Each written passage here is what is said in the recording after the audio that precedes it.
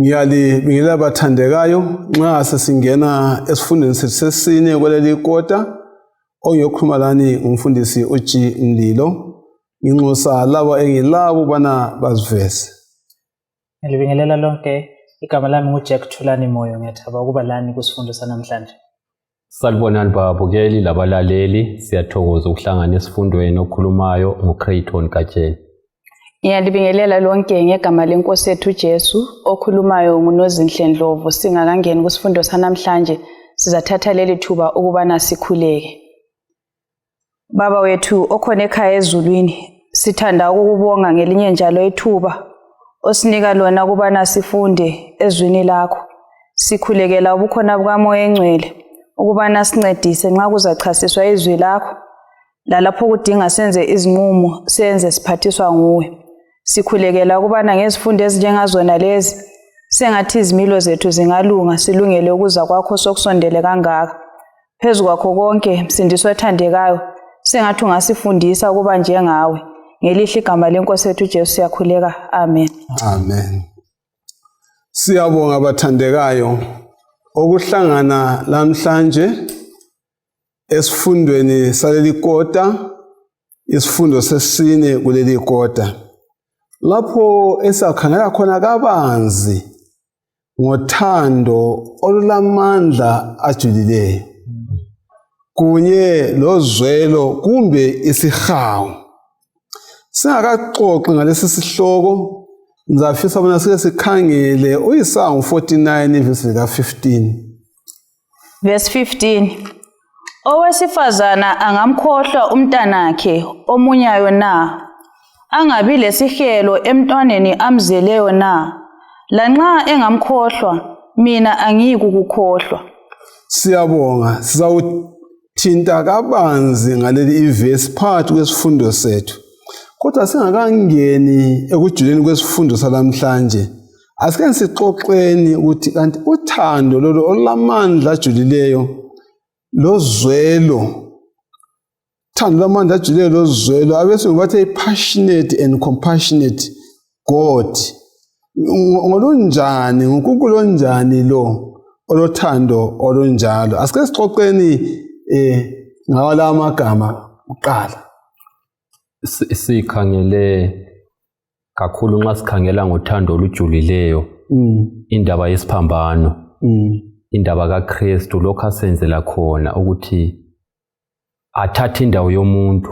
Umuntu nguyokufanele ukuthi afe, yena nguNkulunkulu, kodwa wakhetha ukuthi azolanda umuntu azokuba ku level yomuntu ukuzafela umuntu. Okay. Nginanzelela ukuthi mhlawumbe ibala leli upassionate lingachasiswa ngcono ngalokho uKristu asenzela khona. Kodwa la sebantwini futhi kukhona ukuthi umuntu uyakwanisa ukuthanda ulutho ukudlulisisa. Alright. Okunjengokuthi nxa ebukela ibhora ethanda ibhora azakhohlwe lokuthi uyadla. Right. Uthando lolwana luyabe soluhambe lwadlulisisa. Noma eseBritain eseZimbabwe uyayilanda. Uyayilanda khona. So umuntu uthi ulokujula ngalo into enjani ayithandayo. Umye uthini? Sinanzelela ukuthi intshisekelo yakhona yenza ukuthi intshisekelo yakhona yenza ukuthi lanxa kusenzakala ungahlaliseki. Ungananzelela nxa sikhuluma ngesihawu kuthi ukuthi ungena ezicathulweni zomuntu thize akuzwayo lawo ukuzwe kusukela ngaphakathi kwakho. Ngithanda leli gama lithi intshisekelo yakhona. Belokho ngidinga. Right, siyabonga. Mbona sebewuthintile okunye but ngizelela futhi ukuthi uthando lwakhona lujule kakhulu okokuthi luplanela umuntu engakabi khona. Okay. Lube solumlandelela umuntu okhona sekhona, even umuntu okhona ebalekela lo omthandayo yena uyamtshisekela kangaka ukuthi akamyekeli, ngiza kulandela kuphela ngize ngikuthole. Liyabekezela. Yes. Hayi siyabonga kakhulu. Nxa bengikhangela ingxoxo esizakuba layo kuleli viki, ngifikelwe mina ngamazwi engoma esesabatheni u214. La nathana uJesu, kambe uJesu umbuzo, kambe uJesu uyanaka inhliziyo, ijabulile icula, kumbe imthwalo injani inzima. Yena lana lethu sizi okwenza indlela yenjani ibe ngekhathazayo ngizindawonye nxa esiyapha emntwana noma uyanaka na indlela zami ngilovalo ngenqena kumnyama ngaphi emini sekuhwalele kambe uyasondela neduzane lami abe sephendula ngokuthi uyanaka ngiyamazi uyangidabukela ukuthi lozwelwa ngithi nxa ngiphela amandla ngingalali uyanginaka uJesu yikho kufike kimi njengencazelo lilethayo lapha ukubana uthando lujulileyo yokutshisekela yokuzimisela yokuthanda kunjani ongeke kwalinganiswa omunye umuntu. Leli viki sakufunda kakhulu ngezinto ezintathu eziqakathekileyo ngoNkulunkulu ukubana uNkulunkulu onjani emoyeni nasenyameni ukuze alethe uzwelo lwakhe ngokupheleleyo ngaphi emuntwini. Asike sikhangeleni ngamafitshane ubana kuni sakuthinta. Sakuthinta lezi zinto ezintathu kuyini okubambileyo entweni ezintathu. Sibambe ukuthi sizathinta umfanekiso womzali kumbe womzali right olisitshengisayo ukuthi uNkulunkulu yena ulozwelo lentshisakalo engakanani ngathi umntanakhe right. Okwesibili mana omunye uthola okunye esiza khuluma ngakho lapha luthando olusukela ngaphakathi oludala ukuthi kube lozwelo kumbe kube lesihawu into yangikhona iyabe isukela ngaphakathi ongasukuthi ukupretenda ngesikhiwa kumbe kuba ngumzenzisi kodwa ibe yinto sibili eyingxenye yomuntu umoya wakhe lomzimba wakhe. Esisithinta futhi njalo uNkulunkulu wethu ongujealous sizayiveza lo mhawu ungumhawu omuhle futhi ngendlela enhle sibe sesiqathanisa lo munye umhawu ongafanani lalo uNkulunkulu alawo ngathi. Kusho ukuthi balaleli sizawukhangela lezi zinto ezintathu kusifundo sonke lanxa singanda ngamazwi umthandazo wethu ukuthi kasisale sibambe lezi zinto ezintathu eseziqanjiwe lapha. Udlelwano lukhona ukamama lomntwana okungumfuziselo odlelwano lukhona phakathi kaNkulunkulu onjani lo mntana yakhe onguthina okuza uthando lujule luphuma ngaphi ngaphakathi olobukhwele. uNkulunkulu wethu ufuthelana ngothando lozwelo ngengqondo yokukhulisa umntwana njengomzali. Uyisango 49 verse 14 lo 15 uthini ngale indaba? Kodwa iZiyoni yathi uJehova ungilahlile. uJehova usengikhohliwe. Owesifazana angamkhohlwa umntanakhe omunyayo na? Angabi lesihelo emntwaneni amzeleyo na? Lanxa engamkhohlwa mina angikukukhohlwa. Nansi indaba. Kambe kungenzeka ubana umuntu wesifazana akhohlwe umntanakhe kumbe angabi lozwelo ngomntwanakhe na? Asike sikhangelena le verse esandukuyifunda kuyini esikutholayo okumunyethwe yila amavesi maqondana nowesifazana nomntwana. Engikutholayo lapha mfundisi ukuthi nxa konke kukuhle umama uyamthanda umntanakhe kuze kufike esigabeni sokuthi kumele abone ukuthi umntwana nguyoqala ukudla engakadli. Nxa kuyikuthenga impahla umntwana nguyothola impahla uqala konke umntwana abe nguyowakuqala. So umzali ulothando sibili umama ulothando luqinileyo emntwaneni wakhe engxenye uMandlo angasincedisa njengomunye wabomama ukuthi omama bathanda njani abantwana. Ngidazelela ukuthi ngitsho lesintwini uyezwa bethi intandane enhle ngumakhothwa ngunini. Ungananzelela ubudlelwano umama alakho lomntwana okokuthi mfundisi lanxa umntwana engakhala umama engekho uyamuzwe sithi kukhona okungasahambi kahle ngomntanami ngoba ekuzwele khatshana. Uyakuzwa. So ubudlelwano buqinile. Sitshela okuningi ngomama Ngizaletha ngani kuchiyene kancane. Ngithi kulamaqembu ayi2 abantu abanye balembali nomama lo nakayo ukuthi bayakwazi nxa uNkulunkulu esithi mina ngeke ngilichiye bale experience from eyabo ukuthi umama ambeleka kaze ngichiye. uNkulunkulu esithi kangeke abachiye bayakwazi ukuthi hayi nxa umama mesenza so kusho ukuthi uNkulunkulu okwakhe kusezingeni eliphakemeyo. Right. Kube lalaba vela bangela experience kamama onakayo kumbe okhona bale experience kamama okhohlwayo. So uNkulunkulu lapha ufuna ukuthi a bridge gap between labo bobabili ebatshengisela ukuthi even if lo mama okukhohliweyo kumbula lo ongakhohlwanga mina ngingcono kulabo bobabili ngiyenza ngcono kulabo boyi2 so ikhazama ukusibonisa khona lapha ukuthi nginaka ukwedlula lo kunakayo wena. Awuphinde futhi verse ethu kanje itheni? Sisukele 14. 14. Kodwa iZiyoni yathi, uJehova ungilahlile, uJehova usengikhohliwe. Owesifazana angamkhohlwa umntanakhe omunyayo na? Angabi lesihelo emntwaneni amzeleyo na? Lanxa engamkhohlwa mina angiyikukukhohlwa. Okay. So nxa sifunda onamavesi omabili njengoba sesisaxoxa ngawo.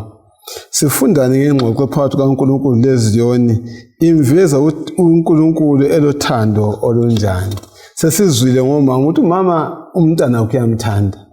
Lanxa engekho umntwana engakhala kuba khona ukuzwa emzimbeni ukuthi awulanto eright njani ngomntwana. Ya ungamkhutha umntwana uzabamba isisu sakhe umama. Ya kodwa sifunda nothando kaNkulunkulu ngomfaniso weZiyoni lo Thixo. uNkulunkulu mfundisi indlela engikuzwisisa ngayo la. Yeah. Ukuthi indlela asithanda ngayo iqine kakhulu.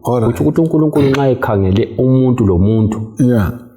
Umthanda ngendlela efananayo eyomzali ethanda umntwana kodwa okwakhe kuphezulu. Okwakhe kuphezulu. Okuyikuthi uyasinakekela ulozwelo ulakho konke umzali angakwenzela umntanakhe. Nginanzelela ukuthi kwesinye isikhathi umzali kumbe ingathi kwesinye isikhathi umzali vele uya sacrifice kumbe ukukhetha ukulahlekelwa ngezinye izinto ngenxa yomntwana. Athi ngcono ngingathenga imoto kodwa ngibhadalele umntanami school fees.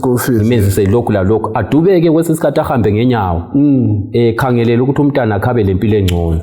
So abanye batshona bethengisa amatamati igijima edolobheni la besenzela abantu awo isekela lokho ukukhuluma kunjalo mfundisi. So uthando lukaNkulunkulu kithi sonke babukeli labalaleli uNkulunkulu uyasithanda kakhulu. Umfundisi lapha uthe qalisa ngesingeniso sengoma uJesu uyanaka yini. Kwesinye isikhathi kuyafika ezingqondweni zethu. Right. Nxa sokulohlupho empilweni sugula kakhulu sufelwe kakhulu ufundila uthola umsebenzi. Right. Kambe uJesu uyanaka yini? Esukuthola lapha impendulo ikhona. Yes, engikhohliwe. uNkulunkulu uyakukhohlwa njani? Esukuthola lapha ukuthi uNkulunkulu uthi angisoze ngilikhohlwe. Unina engakukhohlwa kodwa mina ngisoze ngikukhohlwe. Yikho engakukhohlwa ngekuseni uvuka uphila. Ngabe ngikukhohliwe ngabulele kokuphela. Kodwa khona ukuyana ukuthi impilo ngivuke ngidlala uthi ukuthi uNkulunkulu kangikhohlwanga. Siyabonga. Ngithethekiswa indlela uGatshena akubeka ngayo ukuthi kambe uNkulunkulu engakukhohlwa. Uthi ukuthi engakukhohlwa sungangavuki. Kwezinye izikhathi kumele sikhangele lezinye izibusiso. Yikho lwana sithi kasibaleni izibusiso esilazo siza kubona lokhu uNkulunkulu asenzele khona. Indaba yokukhohlwa thina singabantu benyama kwezinye izikhathi abanye siyabakhohlwa ngezikhathi ezinzima. Ngezikhathi ezinzima abanye sibaninele khatshana. Kodwa sithola ukuthi lanxa singaba semumweni ukuthi lapho uzucina usithi maybe bebekuvakatshela bengasavakatshi ukuthi abantu sebangikhohlwa. uNkulunkulu ebesesivezela uthando oludlulise lolo olungafinyelela imicabango yethu. Ukuthi lanxa ungacabanga ukuthi bonke sebesebenza kambe mina bese ngikhohlakela hayi uNkulunkulu kaSikhohle. Uzangikhumbuza thina inabantu abamasasa sikhoyiswa lokho zenka Home Alone. So thina kasiwo Home Alone uthi sele sote. Sisiya uNkulunkulu uletha amagama amnandi aqinisa kakhulu kule ngakukhohlwa okomzuzwana ungaphila. Siphila ngaye sihamba ngaye. Sengicabanga okunye ukuthi iproof yokuthi uNkulunkulu kaSikhohlwa yikuthi uyasitshela yena ukuthi inwele ezisemakhanda ethu zibaliwe. Now mawuyifunda kahle kahle into leni kutshela ukuthi azibalanga ukuthi ukwazi ukuthi ziyi 200,000 let's say. Hayi uyakwazi ukuthi oluwileyo lungu number bani not ukuthi kuwe 1 kuphela nxa luwile kwazi ukuthi unumber bani ekhanda lakhe uwile yabona into yakhona so nxa ekhumbula into ezinjalo engakhohlwa wena njani akuvumi nje hayi sisiyabonga kakhulu kusiqinisa njani khona ukwazi ukuthi uNkulunkulu kasikhohlwanga wathi ngilethe kuyi-experience okuncane phakathi kwesifundo sethu kwafika umnyaka lapho anti nxa umzali angakakwazi ngesabatha umzali ubaba ethi hayi kathi wena uzafuna ukuqina ngokugcina isabatha kulo msebenzi engulungisele wona endaweni enje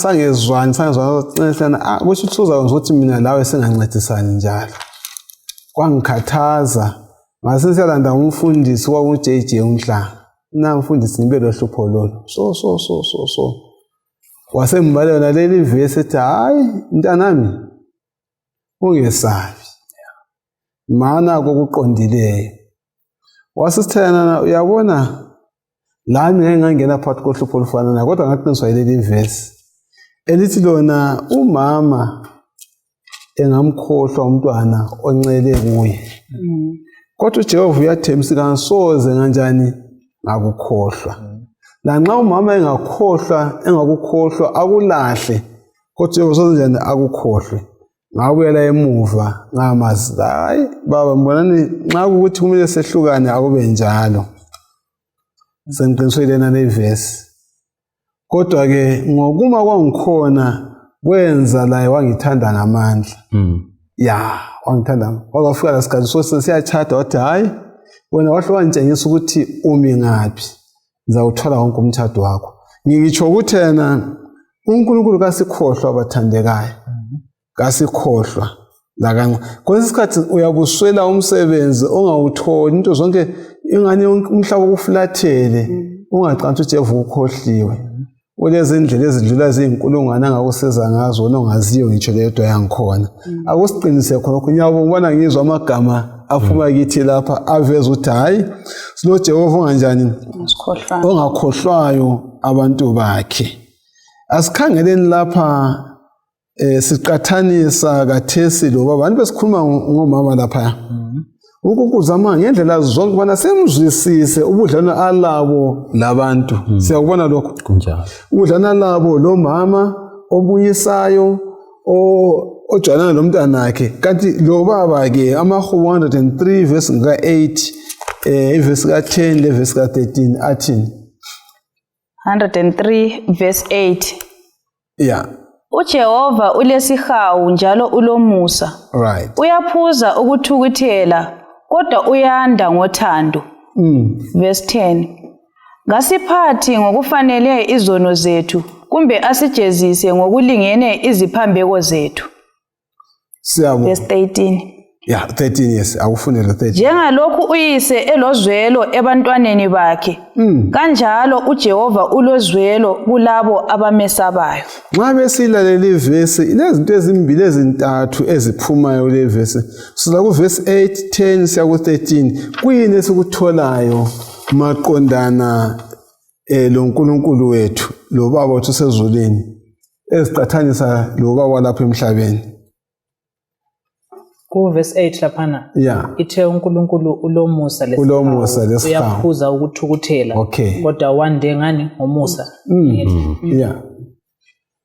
ngizama ukukuletha kubaba ukuthi nxa uNkulunkulu esitsho njalo ezeyofika laphana ku verses 13 kusho ukuthi kumele sibe le experience thile ekababa olomusa kangaka alright now ngithe ngiqalisa laphana ngithe kulabanye abakuzwisisa lula ngoba babusisekile ngokuba labo baba abanje but now makuyimi senza mbona ubaba lo ukhulunywa ngaye vela ngaze ngimbone so sengiimagine ukuthi ngeexperience yami engela baba kusho ukuthi ngingathola ukududuzeka ngokuthi ubaba lo engikhuluma ngaye la kathukutheli kangako masinya njengalo maybe mina engimaziyo uyangilani ulomusa omningi kangaka akafanele laba abanye baba maybe sibaziyo thina la but yena hey isihawu lesi sakhe asizwisiseki ngoba I think emhlabeni esikuwo asisajwayelanga ukubona obaba banje bakhona but abakho baningi abaningi bayaphangisa ukuthukuthela abaningi bayaphangisa ukuthukuthela kodwa yena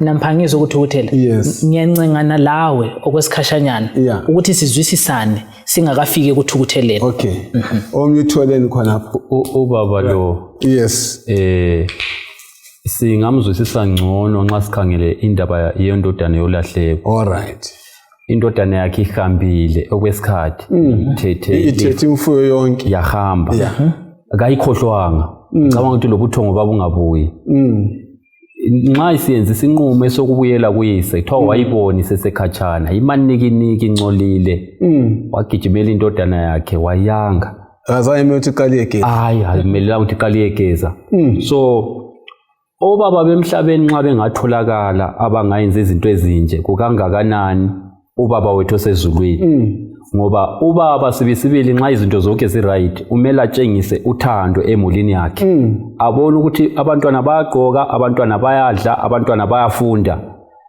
uyenza konke okungamnika imali uyasacrifice uNkulunkulu ke kukangakanani ngathi nxa esikhangele njengobaba wethu osezulwini uyasizwela isihawu olesihawu esibanzi kakhulu so kwesinye isikhathi kuyafika ebantwini ithi ababukeli labalaleli nxa sengiphakathi kohlupho izinto ezivama ukonakala nxa umuntu sephakathi kohlupho uthi kambe uNkulunkulu wena lo usesekhona nje uNkulunkulu wena lo ukuthi ukhona kumbe sasitshelwa amanga liBhayibheli langabafundisi iBhayibheli liyasitshela ukuthi uNkulunkulu khona njalo lesihawu uyasinakekela njengoba abonakekela ini abantu abayo indaba kababa le iyangithinta kakhulu mina lo baba misisondelelene kangaka okokuthi nxa ubaba ekhona khululeka lokuthi lokukhiwa ngizikhathaza ukuthi kukhiwe kumbe kukhiwa ngoba ubaba ukhona so nxa ubaba ekhona ngiyabe ngikwazi ukuthi ngivikelekile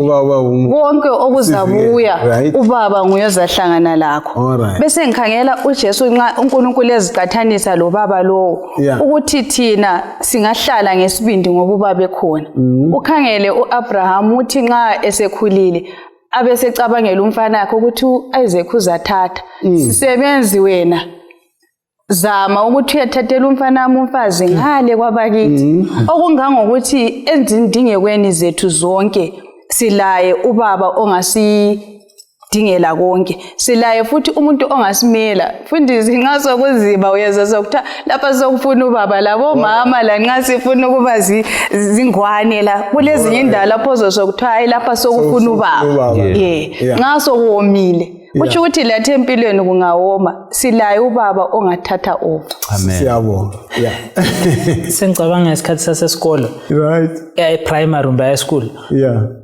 njengabafana kulesikhathi sokuthi sebe sithreshenana ngabo baba bethu ndawo ubaba myamchaya babakho angimazi ubaba omunye umfana but ngiyabekile confidence ukuthi owami awakho uyamchaya ngoba uthi ucakile ukuthi ungalandaba ngaze babone bebonke but owami uyamchaya wakho now ikhobona khona ukuthi ubaba uthatha indawo enjani empilweni yomntwana nxa umntwana ecabanga ngobaba ucabanga ngeprotection ukuthi nxa ubaba ekhona akula muntu ongangenza anything yikho ukuthi into ngudadewethu la then okwesithu ngithanda umfanekiso lethu ngumfundisi laphana okababa wendodana yolahlekwa yimini nxa ufunda ngayo ukuthi ubaba from ilanga ujaha ephuma wayemmelele ukuthi ephenduke from ilanga ephuma wayehambe siyochecka indlela ahambe ngayo elesifiso sokuthi maybe ngelunye usuku uzabuya but umntwana yena ngale nxa eseplan ukuphenduka ucabanga ukuthi ubaba maybe uzambona ngenye indlela kasoze emamukele akamphathi ngendlela ikho ngiyakhona ku verse 10 lapha nothi akamphathanga ngendlela aye deserve ukuthi ephathwe ngayo kodwa mayethutsha umfana yisuyogijimela ubaba nguyogijimela umfana ngoba umlomo wakho waphana ungakayiqedha indawo uvele indodana yolahleko yahle yathi suka lapha uNkulunkulu yathi ngizafika ngithini baba angifanele exactly yena uplana ngomfanekiso kababakhe ozamphatha ngendlela acabanga ukuthi yena udeserve ukuthi ephathwe ngayo but ubaba lapha ehlezi ufuna ukuphatha umfana wakhe ngothando angalu expectiyo umfana so much that even the law sendlini uyethu ukuthi umfana lo usebuyile umphatha so usecabanga ukuthi yena oseleyo sebemkhohliwe but lo baba ulanda laye futhi ethi hawu kodwa mfana awufuni ukuthokoza yini ngoba umfowenu usebuyile endlini do indaba iphelele endleleni but sibona ubaba ukuthi unakekela bonke bobabili ngabaphathi ngendlela abafisa ukuthi bephathwe ngayo but yena ubanika uthando abangalu expectiyo vele bengingayicabanga ngale ndlela ke soze kwafika kimi indaba ka David lo Absalom waphathe kanjani Absalom esefile angithi kanti vele wayenza uAbsalom kuyini okwenza ukuthi sibone ukuthi Absalom lo kazange aphatheke ngendlela uDavid enhlizweni yakhe azange afise aphathwe ngendlela yena uAbsalom ayenza ngayo angithi wahlamba uAbsalom wazoba lebutho lakhe kwangena empini eselobani loyise kodwa esefile iBhayibheli lithi yena sebembikele uDavid ukuthi indodana yesifile kuye kwafika uthando lomzali obekezelayo iBhayibheli lithi yena wakhala esenyukela endlini engaphezulu Absalom mntanami ngakufe mina endala Absalom esenyukela endlini enjani engaphezulu wakhala sokungikhumbuza mbona izifundo ezimbili ezidluleyo sikhuluma ngokuthi uNkulunkulu kathokoze ngokufa kwaba wicked kwababi yomfaniso ubona ukuthi even ekwazi ukuthi umfana wakhe ube ngasamphathi kuhle akathokoze ngokuthi usefika uyakhala yena umuntu omdala exactly yimfanekiso esibonayo ngobaba onguNkulunkulu but siyibona kubo baba abalapha emhlabeni so mawubona ubaba lapha emhlabeni esenza njalo pho uNkulunkulu yena uthi ngaNkulunkulu siphatha ngendlela ekhangelana ukuthi siphila njani ngasi singaphi kathi abasikho ngasokwawonakala umfundisi indaba kaAbsalom elithintileyo iyangithinta kakhulu uDavid umntwana oluhlupho mina ngicabanga ukuthi engxenye abanye obaba nxa sebehlutshwe ngumntwana esifa mhla esifa uyathi sengeke ngaphumula but uDavid uyakhala kutshengisa ukuthi ubaba sibili nxa esethe wathatha iposition yakhe yokurepresent uNkulunkulu yokumela uNkulunkulu la nxa umntwana eyisigangi awumelanga amlahle yikho uNkulunkulu asenza khona siyamhlamuka simchiye kwesisikhathi sigijime siye enyangeni sigijime siye baprofiteni senze lokhu lalokhu kodwa yabe lokho esikhangele ngothando esifisela ukuthi siphendukele ngakuye sichiye ububi sibuyele kuye ngoba yena uvela usimelele ngothando njalo uzimisela ukusixolela sike safunda ngosala nxa sakhuluma ngaye kathesi kuyilo yokuphawula ukuthi uGoma kaphathwanga ngendlela awemala aphathwe ngayo vele kuva ukwenzakalani angile iBhayibheli yake lithi ukuthi yena umuntu engahlukana lomkakhe kuphela nxa ebanjwe sekuphingena anti kunjalo yes kanti ke lapha eZimbabwe ngike ngakunanzela ukuthi ulemvume yokuhlukana nomkakho omnye ngahamba 12 months zonke engabuyi ngekhaya osele ekhaya usehambe kakhulu enganikanga uthando lami njengomama njengobaba ungabuya ngo-day 5 after 12 months ungamthola sekudivorcele kanti ungagula kakhulu ugule kakhulu uzwana awusala sizo umuntu engakehlukana lawe kumbe upike 15 years ugojele 15 years ejele umuntu engahlukana kunye nawe kumbe uphambane ingqondo kodwa uNkulunkulu nxa sikhangelela ngibona ngani kundaba kaGoma simuzwe ephatheka kanjani wayebanjwa ngamandla enokusa ukuthi amthathe njalo amthwele sethengisa ehamba azabe labantwana abangasibo lapha ekhaya uGoma ngathi wayenjani umbala wakhe kodwa nxa ebuya lo mntwana olamakhala ahlele la Hosea lamaziyo lekhanda lehlele uhlule ukuthi ngelangale khathana iso lapha ekhaya kodwa sizwa kuthiwa wamphatha njani okuqinisa indlela uJehova siphatha ngayo kuyini esikufundayo uNkulunkulu ikhona khona ukuthi thina asikabi lengqondo kaNkuluNkulu njengoba kusisho laphana ekuqaleni kwesifundo ukuthi isifundo sona sifisa ukuthi sibe lengqondo kaJesu. Now asikabi layo ngoba kahle kahle njengoba lithintile mina lapha engizaba la khona engaphuma ka1 ngilesiqiniseko sokuthi ngizafuna uhle ngimchiye but uNkulunkulu yena usinika umfanekiso ngosiya esikhulume ngaye angazi ukuthi uphume kangaki ugoma kodwa uNkulunkulu uthi imlande futhi ngoba ngifuna ubone ukuthi mina ngiyenza njani kini. Ayikhona wena lokho ufuna ukukwenza sengiyakwazi ukuthi wena ufuna ukumchiya but mina ngifuna ubone ukuthi mina ngilithanda okungakanani ngililandelela kangakanani ukuthi usuphume kangaki wangiphingela kangaki angilandaba lakho ngizabe nilokho engulandelela ngize ngikuthole kuphela. So uhlubona ukuthi thina laye asikafika abaningi lapho uNkulunkulu afisa sifike khona asikabi lengqondo zikaJesu sebeni. Siyabonga. Omunye umuntu waletha umfanekiso wathena umama othize wathi ngemunye ikhupha yakhe wabe ngenisa enye indoda phakathi kwemota. Kule ndoda eyilegonethi elandela ngemuva lapha.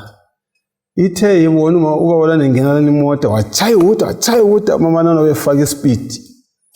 Umuntu wemoto wamlandela ngegonethi wamlandela wazophuma more than 200 kilometers out of route yakhe wegonethi. Lokho landela lo muntu lwana. Mama sebona sokunzima waphaka e-filling station ukuthi azuze usizo lona fuka phaka ngemva kwakhe wabephuma yayindoda leziqwanga. Ithe iphuma yabifika ibamba umama indoda lana ngentamo ethi wena mama uyamazi umuntu lo. Mama angimazi. Andozwile ngabo mama abaningi ababuleweyo abangaka abaningi. Mina wabekhipha ikhadi lakhe mina ngimpolisa. Ngivele ngisemgwaqweni bentingana la lo muntu. So wena ngizamona ngikusize lokubaleka lo muntu ufuna ukubulala impilo yakho. Okuveza ukuthi uNkulunkulu uJesu Kristu uqothana njani lathi sibaleka sithwele kuSathane phakathi kwezimpilo zethu. Uchiye izulu wachiye yonke into ulokhu ubaleka chaye uta lokhu ubaleka. Yikho nguzwa likukhuluma lapho ukuthi uNkulunkulu uyabekezela efisa ukuthi singanjani singabhubhi uyabekezela. Akusifundele oSango 11 verse 1 3 7 lo 8. Hosea 11 verse 1 uye ku verse ka 3 uye ku verse ka 7 ususa ku verse ka 8. Verse 1 uIsrayeli esengumntwana ngangimthanda njalo indodana yami ngayikhupha eGibhithe. Verse 3 yimi engafundisa uEfrayemu ukuhamba ngibabambe ngezingalo kodwa kababonanga ukuthi yimi engabelaphayo. Verse 6 yana ku 7 lo 8 abantu bami bazimisele ukungihlamukela lanxa bekhuleka kophezulu konke kasoze abaphakamise. Verse 8 ngingakukhalela kanjani Efrayimu ngingakunikela kanjani Israyeli ngingakuphatha kanjani njengo-Adima na ngingakwenza kanjani njengeZebhoyoni na inhliziyo yami iguqukile phakathi kwami isihawu sami sonke siqubukile. Isihawu siqubukile. Akesikhangeleni lo mfanekiso esufumana kuHosea ngo11 verse 1 3 7 lo 8. Sixoxeka kabanzi ngomama lo mntwana omncane. Nxa ngikhangela uverse ka1 athena usasengumntwana. Sasengumntwana ngenza njani? Ngakuthanda. Umuntu nxa sasengumntwana vele ingqondo zakhe zingaphi kakhulu. Unjani ukuziphatha kwakhe? Asizibuzeni lo mbuzo. Abuya futhi athana wena ongakwazi ukuhamba. Wafundiswa imkwenze njani? Ukuhamba. Kodwa nxa sesiyafika evesi ka8 ngale 7-8 khona ngale. Nango lo wayengumntwana wathandekayo. Nango lo wayengumntwana oyafundiswa ukuhamba osemhlamukile. Amavesi wona lawa kuyini esikutholayo kuwo. Ikakhulu maqondana lozwelo lesihawu lokubekezela kaNkulunkulu. Indaba yethu esikhuluma ngayo le yomthisokelo okwakhuluma ngayo olufuqa uthando olujulileyo sisitholani kula mavesi lapha mfundisi sithola uthando lukaNkulunkulu olumangalisayo ngendlela yokuthi uIsrayeli wayephambuka kuNkulunkulu ngezinye indlela ezimangalisayo zokuthi nxa sibala iBhayibheli sithi kodwa abantu laba babe ngabantu abanjani. Okunjengokuthi uMoses sehambe entabeni kuyakhuluma loNkulunkulu basala bebumba ithole begide khonapana beyenze konke kodwa besenza konke khona lokho uNkulunkulu uthi uIsrayeli ngeke ngimlahle. Abantu ababehlamukela uNkulunkulu egcekeni kuze kuchayise lo muntu oseceleni ngovalo ukhada kumbe lona lokwe onayo kuze kumchayise ngovalo kodwa lapha ngiyenzani la uNkulunkulu athi yena uIsrayeli usenhlizweni yami asoze ngimchiye usenhlizweni yami asoze ngimchiye inhliziyo yami iyamchisekela ngiyamthanda kakhulu so kulothando lapho lumangalisayo lokuthi sonke njengababukeli labalaleli kasibeni kwazi ukuthi uNkulunkulu uyasithanda ngendlela emangalisayo. Kwesinye isikhathi siyamhlamuka kodwa umusa usavuliwe ukuthi sibuyele ngakuye. Sizafika isikhathi lapho umusa ozavalwa khona kodwa khathesi umusa nxa uvuliwe uNkulunkulu uyathethelela kasivume nini ukubuyela kuye nxa sisizwa amaqiniso esinxusela kuKristu. Siyabonga. Ulebala lisebenzisayo eliveza imizwa aphakathi kwayo. Ulebala lisetshenziswa esikhiweni lapha sithi imizwa awusikhanye kulelane likota lesikhiwo ukuthi ulebala endithandileyo lapha visceral language. Visceral language lo ofakwe esikhiweni la simuzwa esithini lolimi bani ayinhlaphana besiqathanisa uthando kaNkulunkulu njengothando lukamama indlela umama anakekela ngayo umntanakhe amphatha ngayo umntanakhe lunjalo uthando kaNkulunkulu indlela asiphatha ngayo kodwa khathesi usejula useletha ulimi olungaphezu kokumthanda nje okusegcekeni asebenzise igama eliveza imizwa yakhe ukuthi uzwa njani ngomntanakhe. Nambone lapha ngesindebele enye version ibisithi inhliziyo yami iyala phakathi kwami. Iyala phakathi kwami lesihawu sami siyaqubuka. Sinanzelela ukuthi lapha uNkulunkulu uthando lwakhe luqinile alungeke luchasiseke lujule kakhulu. Kungumuntu ngabona bekuzaqubuka phakathi mfundisi kuwonakala izinto kodwa sithola ukuthi la nxa kunjalo uluzwa phakathi okuveza iconnection ubudlelwano obuphakathi komuntu loNkulunkulu la nxa eyenzelwe konke lokho uNkulunkulu wasenzela zonke lezi zinto kodwa uyala esithanda la nxa kungasafanele. Nanze ukuthi ulimi lolu luzama ukujulisa into okukhulunywa ngayo. Ngifake umfanekiso ukuthi ngithi nxa ngisithi nidanile ngani ku surface level but ngathi ngidangele sokuthiyene sokuzwakala ukuthi into le isijule ukwedlula ukudana lokhana so amabala ngidabukile now amabala asetshenziswa njengoba udadewethu ekhulumile atshengisela ukujula kothando lukaNkulunkulu. Uzama ukusitshengisa ukuthi into akhuluma ngayo ayisukeli phandle isukela enhliziyweni yakhe isukela phakathi kwakhe deep within yena. Awesiyo into nje epho ukuthi haya nithabanga ufuna sizwisise ukuthi uthando lokuchiseka kwakhe kusukela phakathi kwakhe. Njengoba kade ukhuluma ngalo uthe ngubani visceral uvisceral lwana oveza isisu somuntu ozithweleyo. Mina ngibone ngani uvisceral lo ingazi uzasincedisa. Ngibona uvisceral lo nguye esintwini esithi thina sekuhela. uNkulunkulu ufikela umhelo esebona umntana wakhe sehawula esethwele nzima ufikela umhelo njengokamama ohelelwayo owazi ubuhlungu bokubeletha So leli gama lizamana lilethe indlela uNkulunkulu alesihawu ngathi kuthiwa ngelimi lesihebheru ukuthini lapha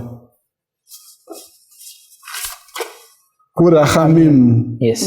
ya na ngithe kufana lokuzithwala ya Yes. ya nxa sifunda yena verse 8 kanje sithe uthe uIsrael wayemi njani kubudlelwano bakhe loNkulunkulu wakhe kunjalo amazwi athi Ephraim ngingakuchiya njani na wena Israel akhomba ukuthi uNkulunkulu uveza ubudlelwano bunjani lalo Israel na Nginanzelela lapha ukuthi ulobudlelwane obujulileyo kokuthi yena ngabakhohlwanga kodwa bona bamkhohliwe ngoba mawufunda from kuverse 1 lapha nesiqale khona uyabakhumbuza ukuthi kusukela lingabantwana bendilikhumbula ngililandelela ngalifundisa ukuhamba kwaze kwafika isigaba lesi kodwa lina selihlamukele mina kodwa yena uNkulunkulu kabakhohlwanga bona sebekhohle ukuthi basuka lapha basuka khona behamba lo uNkulunkulu kodwa uNkulunkulu uyabatshela ukuthi esiqale ngakho kusifundo i-memory text yethu umama engakhohlwa kodwa mina ndikhohlwa so lina lingangikhohlwa njengabantwana kodwa mina ngeke ndilikhohlwe njengobaba wena. Ngigcizelela khona mfundisi indaba yesihawu masifunda kuMateyu 9 siphuma ngaphakathi ya ivesi ngelika 36 uJesu wakhangela ixuku walihawukela litsho njalo iBhayibheli ukuthi walihawukela ngoba babediniwe njalo bescattered njengezimvu ezingela malusi. Alright. uJesu wabahawukela kuthi ukuthi uthando lwamenza waba lesihawu kuphuma ngaphakathi ukuzama ukuchasisa ibalaleli uphuma ngaphakathi asikho kwenza wakhala kufe uLazarus ekhanane lo Martha yikho kanye kunjalo waqubuka ngaphakathi ukubona omunye umuntu ekhala isidalwa sakhe sikhala ngenxa yokufelwa wamfuqa ngaphakathi ukuze la agcine senjani esekhala njengabona labana abantu ababekhala oMary waqhubuka yes nanzelela ukuthi ngazathi ingqondo naleyi iyashota kithi alright asila zwelo lokuthi singabona abanye abantu kukhona nje but ngani sokuya kuncipha ukuthi ungabona abanye abantu ubazwele isihawu ngizafaka umfanekiso ukuthi khathesi ngisakhula kwakulula ukuthi uncedise umuntu ombona emepo hlangana laye edolobheni lapha but khathesi ngoba abantu ngizathu Sathane soyenza kwaba nzima ukuthi sibe lesihawu ngoba abanye abantu ethu zama ukubanceda yiba abagcina bekutshontshela bekwenza lezinye izinto so much that khathesi ukuba lesihawu sokuyinto engatholakali lula kodwa uNkulunkulu uzama ukusibonisa ukuthi yena ulesihawu kangaka lathi ufisa ukuthi sibe lesihawu esifana nayo masihamba lapha esihlala khona sisebenza lapha esisebenza khona sibona abanye abantu abalahlekileyo abangakabe mazi uNkulunkulu sibafisela ukuthi labo bebe lobudlelwano thina esilabo loNkulunkulu. Siyabonga benza buza lo mbuzo njengebandla singenza njani ukunakekela abanye sikwazi ukwenza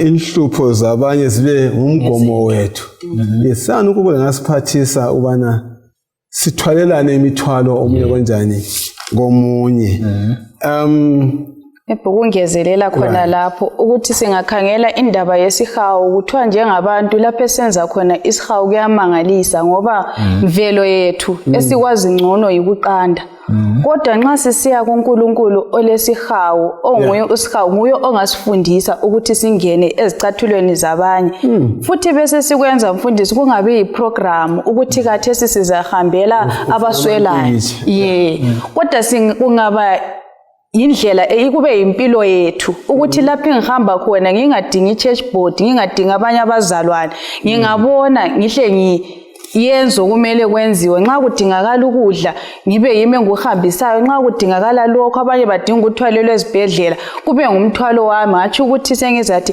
ibandla kaliyenzi lokho ibandla kalezo ibandla yimi lawo mdla njengomsamariya olungileyo yes ngigcizelela mfundisi umsebenzi esilawo njengebandla ngokuhamba njengoba uJesu wahamba esiKristwini sethu siyabe singakwenzanga kwaba kuhle nxa sibona abantu abagulayo singabi lozwelo singabi lesihawu sichiyane lakho kule ndingeko yokuthi umuntu nxa egula yebo siyathandaza kodwa sokungenziwa ukudlula khonapho. Umtholile ohambaze uthi umthandazo kuphela asondlela kaJesu yokuvangela. uJesu wayefinyelela abantu ngendingeko zabo. So esiKristwini sethu kasifunde nini ukuthi lathi sibe lesihawu. Into eqhakathekileyo lapha ekhulunywayo yisihawu esifuqwa luthando. Sibe la umehlo kaKristu nalala okubona izinto ngendlela kaKristu. Singaboni ngendlela zethu. Siyabonga amazwi aqhakathekile lawo. Bathandekayo sesinanzelele nxa besikade sihamba ngesifundo sethu ukuthi uNkulunkulu ulothando njengomama olunakalekelayo oluzwisisayo ukuthi sima njani. Sesikhangele futhi lolo thando kaNkulunkulu luphuma ngaphakathi kwakhe. Njengoba bekhuluma lapha ngithemba siyakubamba lokho. Kodwa kasikhangeleni kathesi esinyisigaba sesithathu esiqanjwe udade lapha. Akusifundele Exodus 20 verse 5 lo 34 verse 14. Exodus 20 verse 5. Verse 5. Yes. Ungakhothameli izithombe njalo ungazikhonzi. Ngoba mina Jehova uNkulunkulu wakho nginguNkulunkulu olobukhwele ojezisa abantwana ngenxa yezono zaboyise kuze kube yisizukulwane sesithathu lesesine salabo abanzondayo. 34 verse ngelika 14. 34 verse 14. Verse 14. Lingakhonzi omunye uNkulunkulu ngoba uJehova obizo lakhe lingubukhwele uNkulunkulu olobukhwele.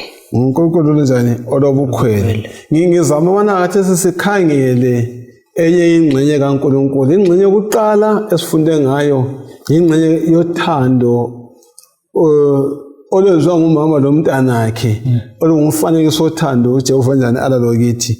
Okwesibili luthando luphuma ngaphakathi kwenhliziyo kaNkulunkulu oluqunjwa qumbeka ngaphakathi kwakhe. Kathesi sesikhangela uNkulunkulu lobukhwele. Kuqondile yini ukukhwelezela umuntu? Njengoba sifunde kuExodus 20 sizwisisa kanjani indaba le yobukhwele? Kwenzakalani ebukhweleni esike sezwa ngakho? Sinanzelela ukuthi lapha uNkulunkulu nxa eziveza njengokuthi uNkulunkulu olobukhwele uNkulunkulu oqhakathekisa kangaka ubudlelwano bakhe labantu bakhe okokuthi kafuni lutho olungena phakathi kwakhe labantu bakhe. Okungangokuthi nxa abantu bakhe bengasathembakalanga sebekhonza omunye uNkulunkulu khona lokho kakumphathi kahle. Yikho sibona khona ubukhwele bakhe buqubuka. Kanti vele kulothando kungela bukhwele. Asiyeni phambili ngempela sechilo kade ukukhuluma. Uthando nginanzela ukuthi yilo i-foundation yobukhwele ezikhathini eziningi. Alright, isisekelo. Okay. Isisekelo exactly. Ngoba uNkulunkulu sithanda kangaka uba lobukhwele maye sebona for instance sikhonza ezinye izithixo njengoba Exodus 14 echilo. Ugafuni sikhonza ezinye izithixo ngoba uyasivikela ebubini bokukhonza ezinye izithixo ngoba zilathando alalo yena 14. Maybe singakajule kangako kulokho akukhulumayo Gacheni. Njengoba ungubaba othetheyo futhi siyasinanzelele ukuthi kube lobukhwele obabantu obungekho kuNkulunkulu ogcina asithi thina uyebona umkakho eselomunye umuntu uphathe kanjani. Khonapho mfundisi ukuba lobukhwele njengendlela uNkulunkulu aba lobukhwele lathi futhi nxa sesikhonza ubani abonye uNkulunkulu. Kodwa thina obethu ubukhwele busuka mhlawumbe buphethe ngezenzo ezimbi. Yebo njengokuthi lehloka selingakhala uNkulunkulu kafike kuleso sigaba. Kumbe ukugwaza umuntu kumbe ukwenza nokubi.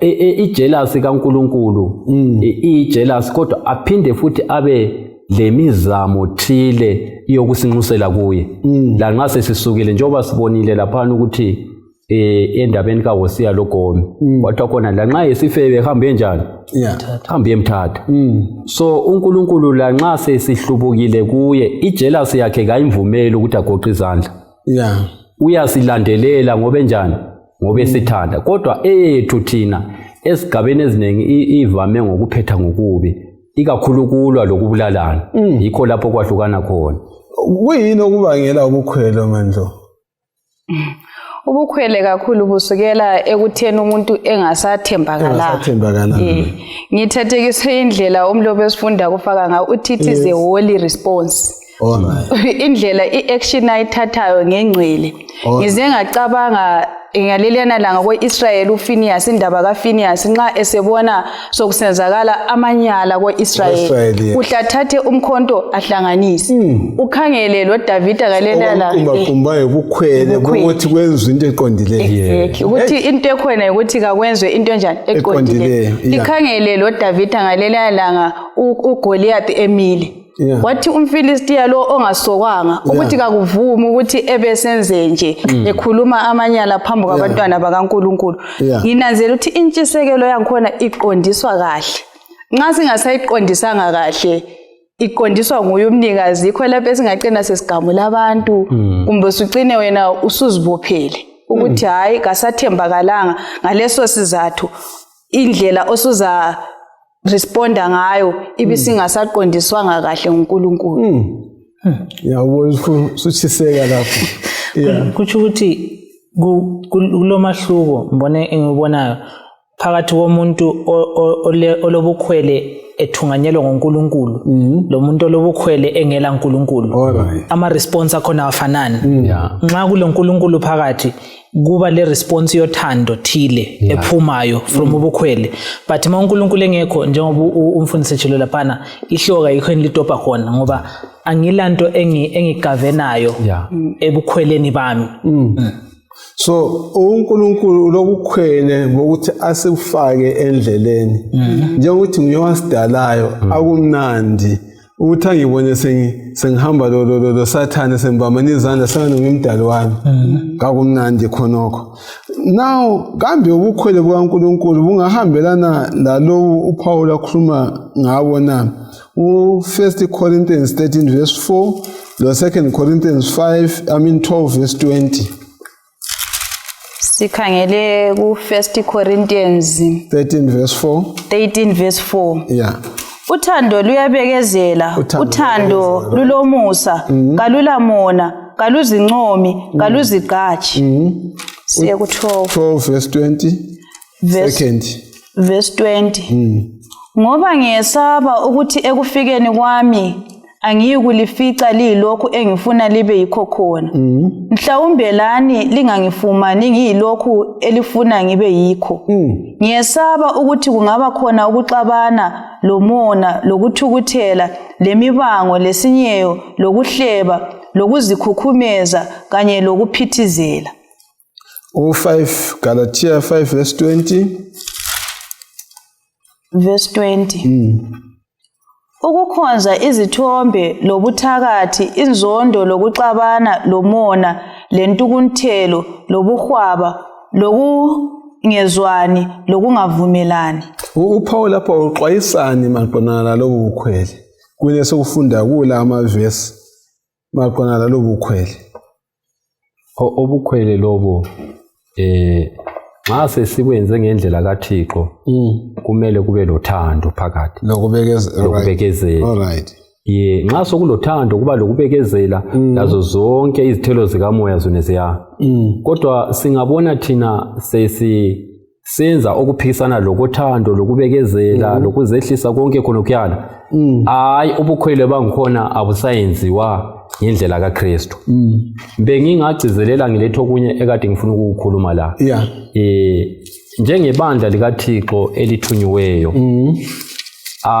akufanelanga ukuthi kube yinto esinika ubuthongo ukubona umakhelwane esenza izinto eziphambene lentando kaThixo kumbe ngokobunyanga kumbe ngokwamadlozi kumele simhawukele lwana umuntu simfisele ukuthi ngabe kubani ukuKristu kumbe uyakhonza kodwa indlela akhonza ngayo ayisiyo evezwa yini iBhayibheli kumele sibe labo ubukhwele bona bana obokumfuna umuntu lwana simfunela kubani kuKristu ubukhwele obuqondisayo sibili ubukhwele obuqondisayo nxa kuvuma sibili ngifaste ngingafasteli ukuthi ngibe le mota ngingafasteli ukuthi ngiye UK kodwa ngifasteli ukuthi umuntu ngaphenduke kubani kuNkulunkulu bukhangelelwe lobo bukhwele ukuthi bube semuntwini wonke ongumKristu kumbe kube yiyo ingqondo esibalayo sibe le ngqondo kaKristu ngoba isifundo sonke lesi nxa sisifunda sisibisele ukuthini sibe le ngqondo kaKristu kumbe sibe lesimilo sikaKristu ngoba uthando luyisimilo sikabani sikaKristu esikaKristu wathi ngizwe yathi umntana nomandlo ukuthi yena ngamafitshane uthini ngale ndaba yobukhwele sigoqa nje isifundo sonke then ke abesegcina ke ngale ubuso sikhulekela ungatsha amafitshane akho nginanzelela ukuthi ubukhwele lobu obabukhulunywa nguPauli ibo lobu obungalunganga obokuthi nxa umakhelwane esephumelele umuntu azwe ubuhlungu buyizithelo zenyama okumele sibuxwaye then bese kuzaba lobukhwele obuhle obunjengalobu ebesibuthinta ikakhulu esiyake sikubone kusenzakala ukuthi sikhuthaza abanye abantu ukuthi bahlale esonweni hlezi ngumuntu ofake amapikitsha angekho right thina bese siwathanda simkhuthazela ukuthi enze into embi sikhangela ukuthi uNkulunkulu ukhangelela ukuthi sibe njengaye ngokwethu ngeke sikwenelise kodwa nxa sisiya kuNkulunkulu uyasinika amandla ukuthi zonke lezi zinto esizithinte esifundweni balaleli lababukeli siyenelisa ukuthi sibe njengaye siphathiswa nguye ngoba lapho esiphila khona basigqagqele abantu abadinga isihawu sethu basigqagqele abantu abalambayo abantu abasengxenyeni yokuthi bengazibulala siyadingakala siyabonga akho ukucina ususikhulekela isifiso sami njengoba isifundo sitsho ukuthi sibe lengqondo kaKristu sibe lobukhwele bukaNkulunkulu obungcwele sinike imfanekiso emihle njengabazali ebantwaneni ukuthi mabefunda bebone ukuthi uNkulunkulu unjani njalo singamkhohlwa uNkulunkulu ngoba yena akasikhohlwa sizaba lomthandazo Baba sezulwini sithanda ukubonga kakhulu ngesifundo sosiphe sona sikubonga ngokusikhumbuza ukuthi thina singakhohlwa sikukhohlwe kumbe sikhohlwana kodwa wena uhlala usikhumbula izikhathi zonke uyasilandelela ngoba ufisa ukuthi usihlenge kubobi lobe esikubo sicela uhlale ngaphakathi kwethu lapho esihamba khona sibe lozwelo kwabanye abantu njengoba lawa abalozwelo sibe lengqondo efana lekaKristu ngoJesu Kristu ngiyakhuleka amen amen